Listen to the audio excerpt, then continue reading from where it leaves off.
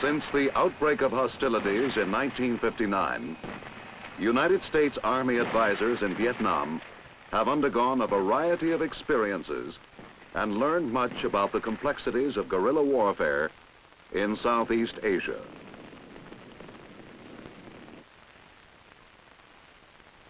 Working through MAG, these advisors have increased in number to more than 12,000.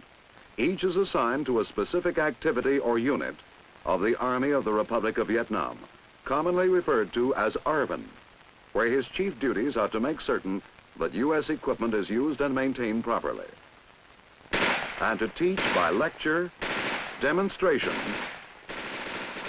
and by setting an example. Perhaps the advisor's most important function is to advise and assist the unit commander, his ARVN counterpart, to make suggestions skillfully and diplomatically in a manner adjusted to the customs and traditions of the Vietnamese and to the individual personality of the commander. Since 1959, in fact since 1956, when MAG advisors were first sent to Vietnam, many lessons have been learned, many guidelines, techniques, and principles have been developed. Perhaps the best way to describe the experiences of U.S. advisors in their relationship with the Vietnamese and to illustrate the lessons learned is to tell the story of one U.S. officer, Captain William R. Johnston, who from May 1962 until April 1963 served as MAG advisor to the 1st Infantry Battalion, 11th Regiment, 7th Infantry Division, Army of the Republic of Vietnam. 34-year-old Michigan-born Captain Johnston, with a wife and 2 children in Chicago, would soon learn that his military assignment required a thorough knowledge of counter-guerrilla techniques and infantry tactics, as well as of all staff functions.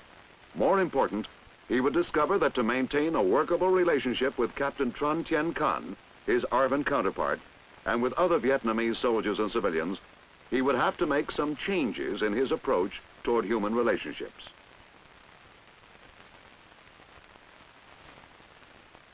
His counterpart, Captain Con, had received infantry and artillery training in the United States, but there was still the large gulf of 2 divergent cultures separating them. To function efficiently as a unit advisor, it would be up to Captain Johnston to bridge this gulf as rapidly and as completely as Vietnamese customs would permit. As Johnston met officials such as the district chief and ARVN regimental commander, he was aware of the need to understand the Vietnamese people without becoming involved in their politics. The advisor's duty was to adhere to the U.S. national policy, and his obligation would be to support the military operations of the incumbent government of Vietnam. When Johnston reported to the 1st Battalion, they were stationed at a sugar mill at Hip Hua. The main source of sugar, rum, and molasses for all of the Republic of Vietnam, it was located in the Mekong Delta on the Oriental River, 16 kilometers east of the Cambodian border. One primary mission of the 1st Battalion was to provide security for the mill, as well as to stop the Viet Cong from forcibly collecting taxes from farmers who brought in sugar cane. Captain Johnston made it a point not to rush matters in establishing himself with the Vietnamese and with Captain Con. With them here is Sergeant Doc, a school teacher drafted into the Army and now Johnston's interpreter. The American captain learned that the mill employed 2,000 workers and was in an area largely controlled by the Viet Cong. He and Con estimated that 30% of the employees were guerrillas who operated on night patrols disrupting supply lines. Feeling his way carefully, one of Captain Johnston's first recommendations was to improve artillery emplacements, thereby increasing flexibility of fire for the 155 howitzers at the sugar mill.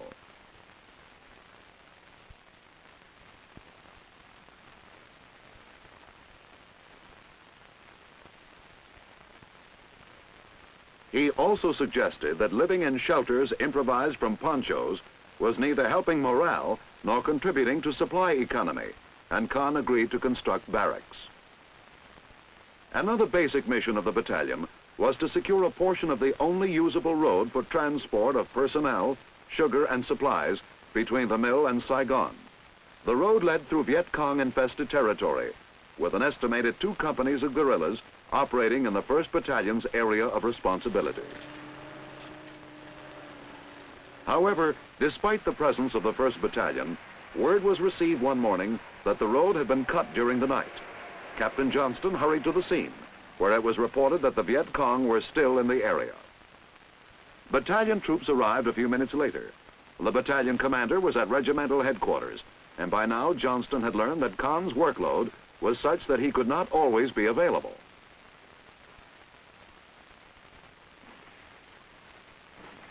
The 2nd Company tried to intercept the guerrillas, but only succeeded in driving them into the jungle. By this time, Johnston considered himself a member of the battalion, was aware that the officers and men liked to hear him say, "We'll do this," or "our battalion." He recommended a course of action to the company commander, remembering that an advisor never commands, only suggests. With the Viet Cong still within range, a .30 caliber machine gun was brought into use.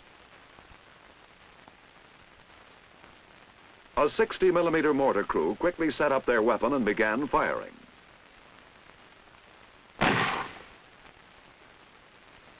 Suspects were rounded up for interrogation. Johnston would assist in this as soon as he could. Once the guerrillas were driven off and the chance of harassing fire reduced to a minimum, civilians recruited by the district chief began repairing the road. Some of these same farmers had undoubtedly been recruited by the Viet Cong to dig it up the night before.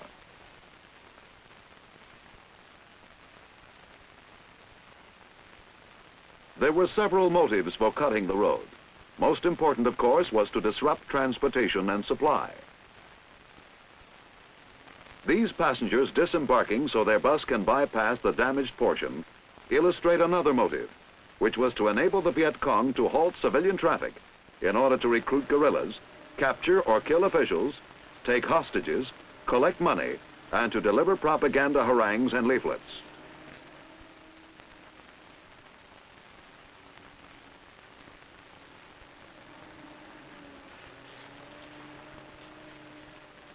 When the road was sufficiently repaired, the flow of traffic resumed, taking passengers to their destinations, as well as fuel and supplies to the sugar mill.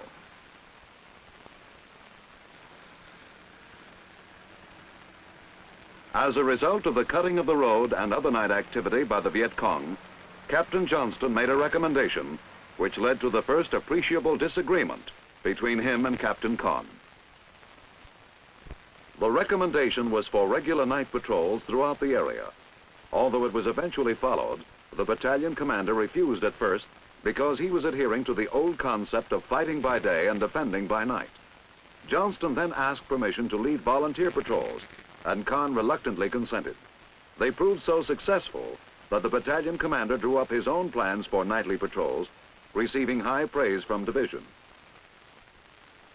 Johnston's reward was satisfaction from the results obtained.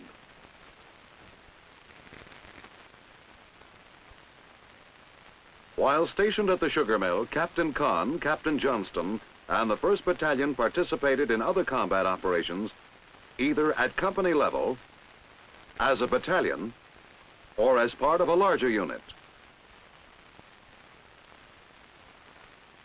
Helicopters played an important role in such operations, and it was up to Johnston to request helicopter support through the regimental advisor, as well as to brief U.S. pilots. The 1st Battalion operated with an airborne unit during this mission, which was designed to clear an area of the Duc Hoa district, where Viet Cong had been active near the capital region. At first, to get an idea of the capabilities of battalion troops, Johnston accompanied the lead elements. Huts which served as guerrilla hideouts and CPs were burned to the ground.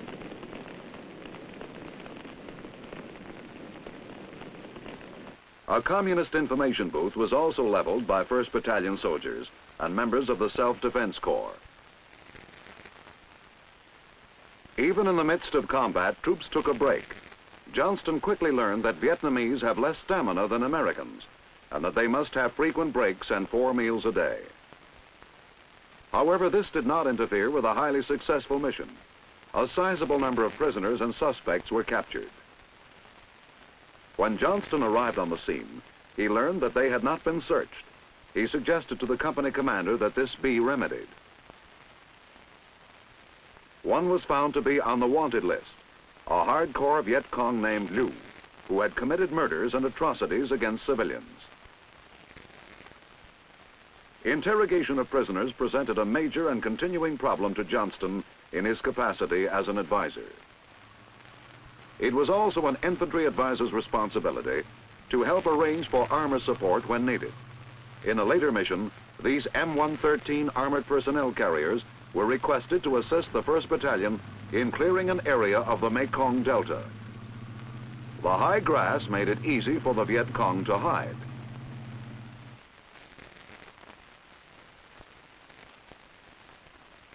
However, some were captured, and many suspects flushed out for interrogation. In obtaining armor or any other support, it was up to the U.S. advisor to make his counterpart aware of its availability, as well as to establish liaison with each supporting unit through the MAG Advisory Team Headquarters in My To. In addition to armor and Army aviation, other support obtained by Captain Johnston and Captain Kahn included artillery, engineer, signal, ordnance, medical, and naval. It was while the battalion was stationed at the Hip Hua sugar mill that Johnston recommended inauguration of a program designed to retrain the unit's personnel. The U.S. advisor devoted much time to helping supervise this training, which emphasized techniques especially adapted to the local terrain, as well as weapons training.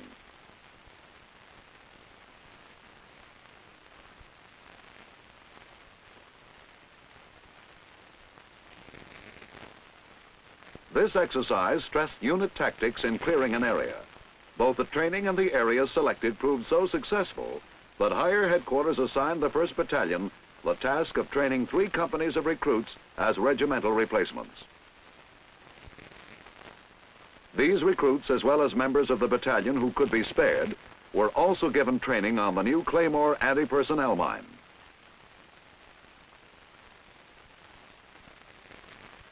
Because the demonstration range which the battalion built was located outside the compound and trainees were subject to sniper fire, they kept loaded weapons in hand.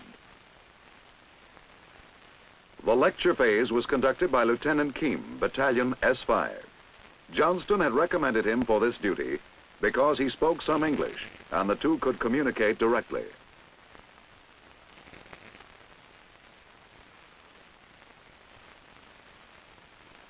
The U.S. advisor had then given Kim additional English instruction, as well as an intensive course on the use of the mine. Throughout his tour as advisor, Johnston had become increasingly aware of the necessity of double-checking the translation of his words, especially since he had discovered that instructors and interpreters often injected their own feelings or opinions on a subject instead of translating literally. During the first few classes on the Claymore, Johnston personally set the mine in the ground and prepared it for detonation. Realizing the importance of teaching by demonstration, he showed no reluctance about getting his hands dirty.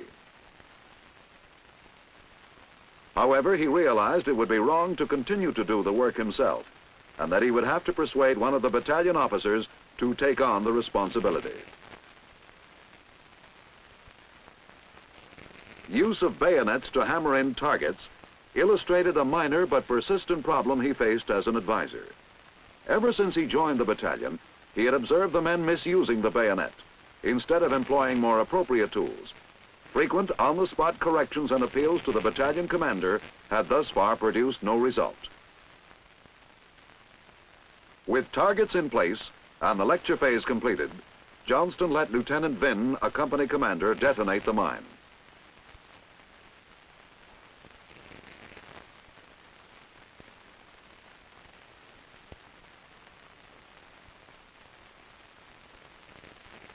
something was wrong. It failed to detonate. Johnston quickly improvised a field expedient method, removing the batteries and teaming up with Lieutenant Vinn to make manual contact.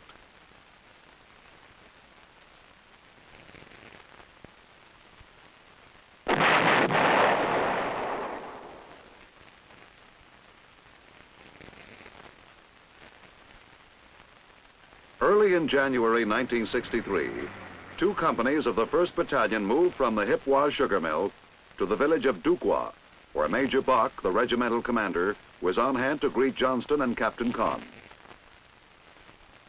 A CP was set up in the village pagoda. The tiger on the sign is a religious symbol. The other two companies remained at or near the sugar mill to help the Self-Defense Corps Company take over the 1st Battalion's security mission. It was at this time that First Lieutenant Joe M. Clement of Atlanta, Georgia, joined the battalion as training advisor and assistant to Captain Johnston. Sergeant Dock helped orient Lieutenant Clement on the surrounding terrain. Shortly afterwards, Master Sergeant Jones of Baltimore, Maryland, arrived to serve as the battalion's first enlisted advisor. Primary reason for moving two companies of the battalion to Dukwa was to have them help convert the village into a strategic hamlet. Since Dukwa was in the heart of Viet Cong country, Johnston never went anywhere without his AR-15 rifle, keeping it by his side even when he slept. His chief duty at this time was to advise Captain Kahn on providing security for workers constructing the hamlet, as well as on planning patrols and company-size operations. This battalion soldier was captured and killed by the Viet Cong while guarding the construction site at night. There was another basic reason for the battalion's move to Dukwa. This was so it could provide security for a road reconstruction project. Rendered impassable by the Viet Cong in 1959, repair of this road would provide a shorter route from Dukwa to Saigon. Captain Johnston went over it carefully so he could advise the battalion commander on plans for protection of construction crews. Actual reconstruction was done by civilians, who were paid for their labor by the Vietnamese government. ARVN engineers lent support with bulldozers, other equipment, and personnel. During the entire project, Johnston maintained liaison with U.S. engineer advisors. Despite security measures, the Viet Cong dug up repaired sections at night and subjected workers to harassing fire. On this occasion, Sergeant Jones spotted a guerrilla force, while Johnston, after several refusals, persuaded the company commander to call for mortars.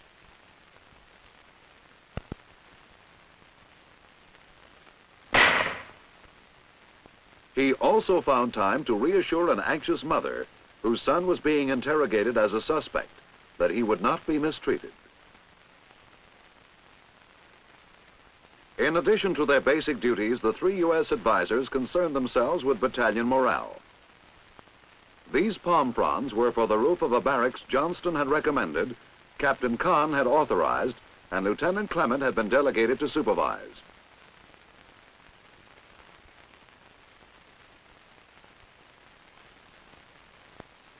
Even though Johnston expected to be reassigned to the United States before it was completed, he had not hesitated to recommend its construction. He knew he could count on Lieutenant Clement, his probable successor as battalion advisor, to follow through on the project.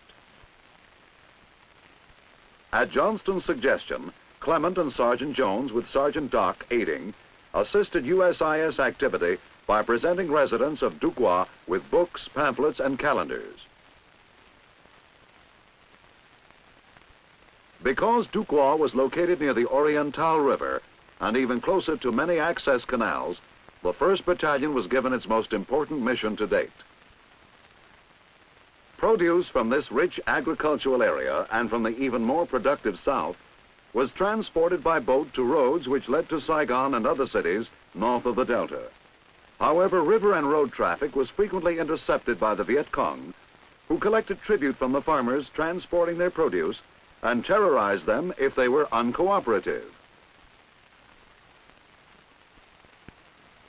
The 1st Battalion was assigned the mission of clearing the area southeast of Du Quoc and of constructing a self-defense corps post at the junction of the Kin Sang and Kin Yang canals near the village of Ly Von Mine. Upon receipt of the order, Captain Johnston and his counterpart formulated a plan for the post, selecting a position which would command both canals and afford the best route for reinforcements.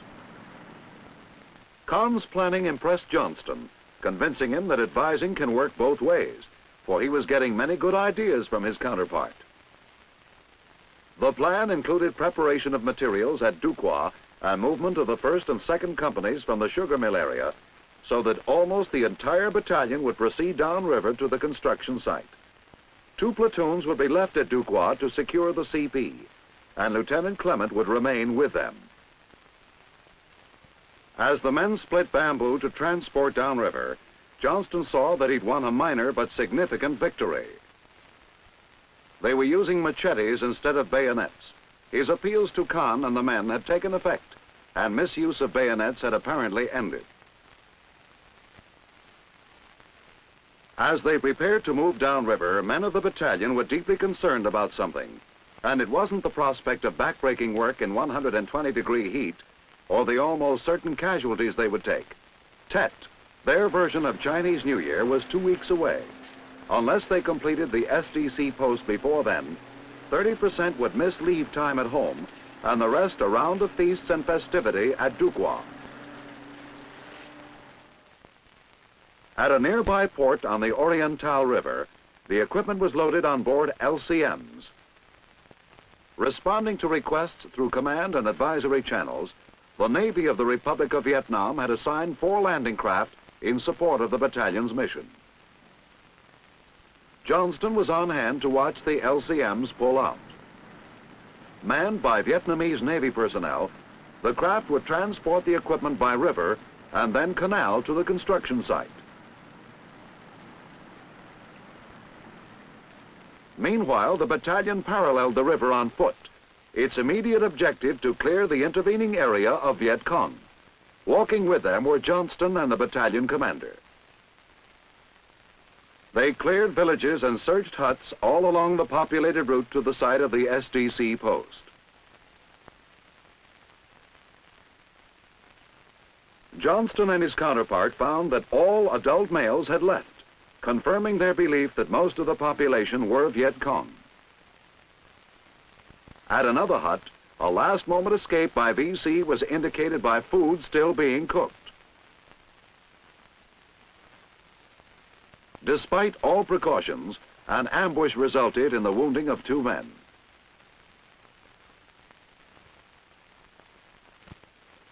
On the river, the Navy was having its own taste of the Viet Cong, receiving harassing fire from the thick jungle. In return, they opened up with their 20mm cannon.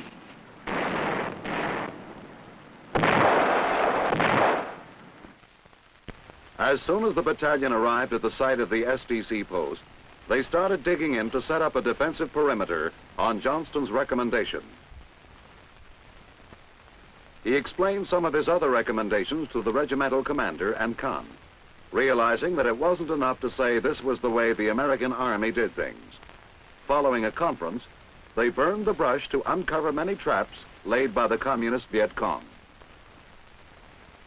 With security established, the first LCM was signaled to come in.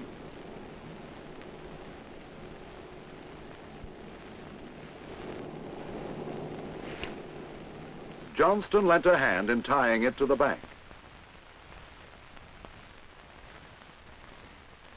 The battalion was now ready to begin its basic mission, construction of the SDC post, following the plan drawn up by Johnston and his counterpart.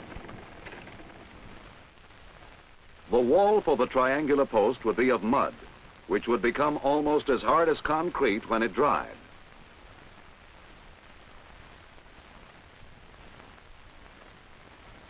A blockhouse was constructed at each corner of the triangle. Captain Kahn personally supervised many phases, while Johnston was everywhere, observing and advising. One of his recommendations was for use of concertina wire.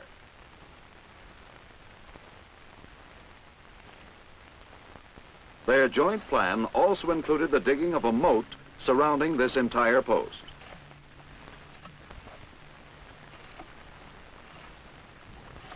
Construction was frequently interrupted by mortar duels with the VC, who subjected them to harassing mortar and small arms fire.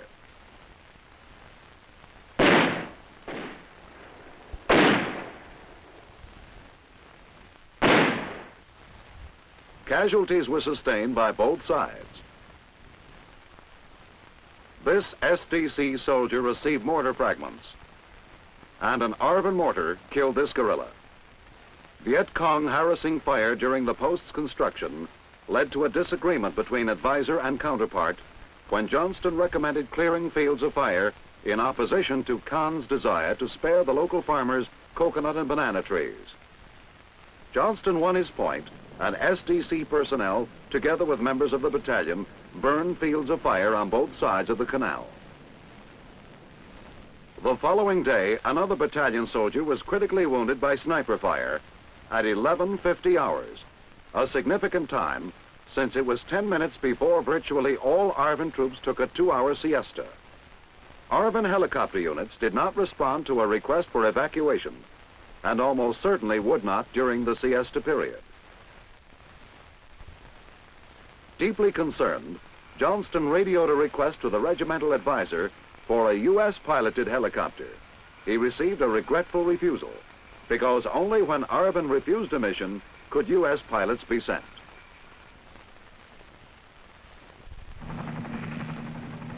Three hours later, an ARVN helicopter landed. The wounded man lost his right eye and was paralyzed on the right side. Johnston, deeply involved, helped load him on the helicopter. With the SDC post almost completed, the battalion moved the bulldozer across the canal to assist in the construction of a watchtower. While being offloaded from an LCM, it became stuck in the soft mud. Johnston and his counterpart hurried to the scene. Having had some experience with tracked vehicles, Johnston felt he had the solution, but kept it to himself to permit Kahn to direct operations.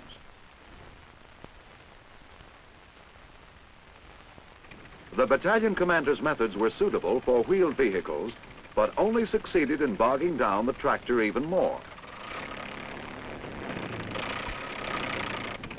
Both the battalion commander and his U.S. advisor were worried for several reasons. First, they might lose a bulldozer. Second, the troops were under harassing fire.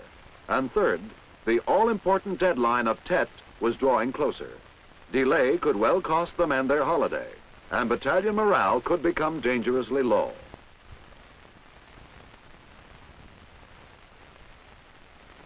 As he later admitted, Johnston's concern for the men led him to use poor judgment. He attempted to advise his counterpart in front of his officers and men, leading Kahn to reject the recommended solution. Kahn's acceptance of advice given in front of others would have caused him to lose face, so he continued to use his own methods. Even procurement of a second bulldozer and use of all available men didn't help. Finally, Johnston, in private, issued an ultimatum to Kahn: use the method he had recommended, or he would make a report to regiment. This would result in even greater loss of face and possible disciplinary action for Kahn. The battalion commander reluctantly gave in. Johnston's method was to anchor the bottom of the track to a stationary object so the tractor would pull itself over its own treads and out of the hole it had dug for itself.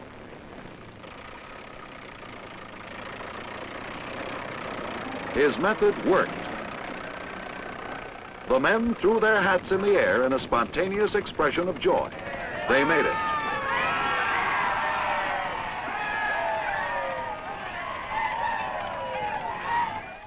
A few days later, their mission was fully accomplished. The SDC post was completed.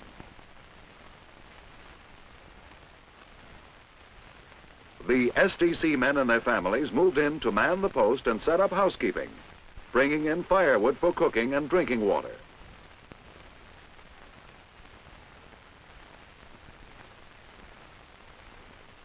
It was a scene of domestic tranquility against a backdrop of anticipated violence.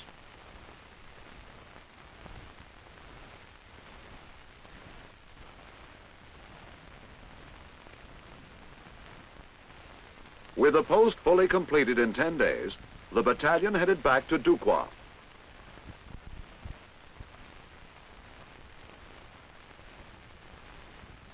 The Viet Cong, unsympathetic as always, hit them with an ambush. It was quickly met with small arms and mortar fire. Con directed the action.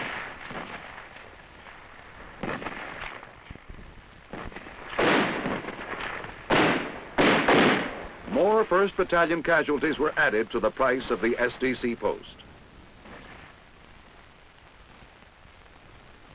Captured VC prisoners showed there was another side to the balance sheet. Now they could complete the final leg of their journey back to Du Quoc. A few days later, Captain Johnston received orders for reassignment to the United States. He had said goodbye to all the men except the wounded. His good friend, Con, was with him on this last mission. There was a heartwarming mutual respect between advisor and counterpart, and between officers and men.